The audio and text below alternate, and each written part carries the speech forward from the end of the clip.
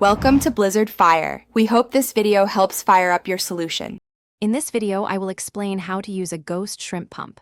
First, familiarize yourself with your pump's parts: the main barrel, the handle, and the plunger. Make sure everything is clean and correctly assembled. Next, choose your spot. Look for wet sand, typically near the water's edge during low tide, where ghost shrimp are likely to burrow. This initial setup is crucial for a smooth and effective pumping experience. Once you have your spot, firmly push the pump's barrel straight down into the wet sand. Aim for a depth of about 6 to 8 inches. Then, with a swift and steady motion, pull the handle upwards. This action creates a vacuum, drawing sand, water, and hopefully some ghost shrimp into the barrel. For optimal results, repeat this pumping motion 2 or 3 times in the exact same spot before moving on. After pumping, lift the entire pump out of the sand.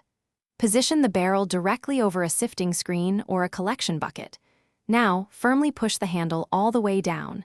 This expels the sand, water, and any ghost shrimp you've captured. Take your time to carefully sort through the expelled material, gently picking out the ghost shrimp. They are excellent bait and quite delicate, so handle them with care. For better success, look for small holes or burrows in the sand, as these often indicate ghost shrimp presence. Remember, low tide is the prime time, so work quickly and efficiently to maximize your catch. After your session, it's vital to clean your pump.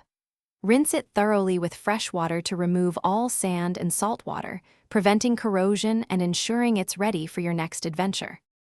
Thanks for watching. If you found this helpful, don't forget to like and subscribe.